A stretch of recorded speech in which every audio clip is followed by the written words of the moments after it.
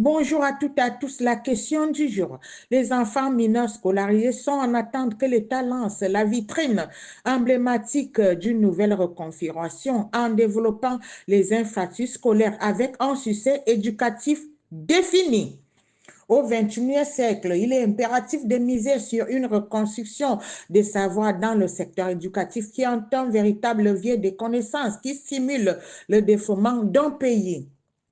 Pour mener à bien le développement dans ce secteur éducatif, un vaste programme devrait être mis en place, non seulement améliorer la qualité de l'enseignement, mais aussi la prise en charge des enseignants qui sont les donneurs de connaissances, car un enseignant maltraité ne peut en aucun cas trouver les forces dans le processus de transmission des savoirs, ce qui devient un véritable problème pour l'avenir des apprenants.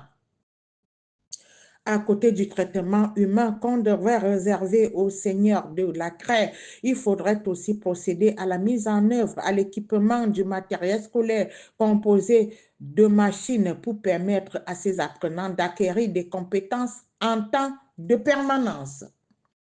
Le pays regorge assez de moyens pour la prise en charge de ces jeunes écoliers appartenant aux écoles publiques et lycées de leur territoire. On ne devrait plus voir les enfants assis à même sur le sol pour prendre des notes dans des salles de classe délabrées, fissurées, encore moins dans la cour exposée au soleil et la pluie, lesquels finissent par tomber malades.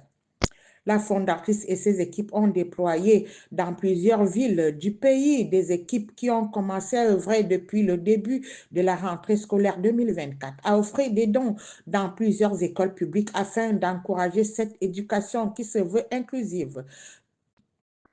Des dons qui répondent aux attentes de ces écoles démunies et qui donnent un espoir pour un lendemain meilleur à ces élèves appartenant aux écoles publiques et lycées.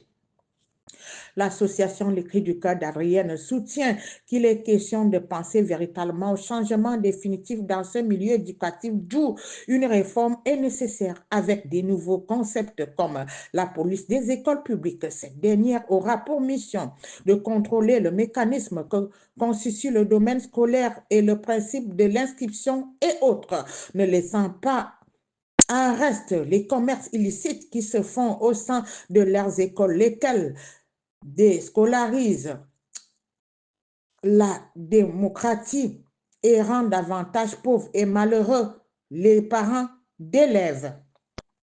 En résumé, avec une reconstruction scolaire pour un succès éducatif défini, le gouvernement et son équipe doivent garantir l'équilibre éducatif à tous les élèves scolarisés, garantir l'acquisition du lire, écrire, parler, enseigner explicitement des compétences que l'école requiert pour assurer la maîtrise du socle commun.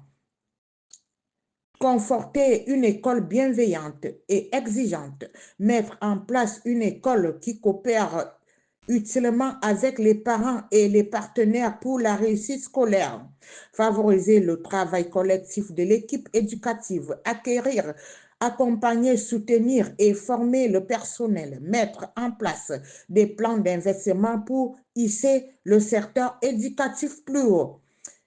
C'est cette vitrine qui va développer une nation plus juste pour que chaque enfant devienne bâtisseur de la nature de demain. Il s'agit de constituer une école commune. Ces idées sont certes des réalités essentielles du système éducatif.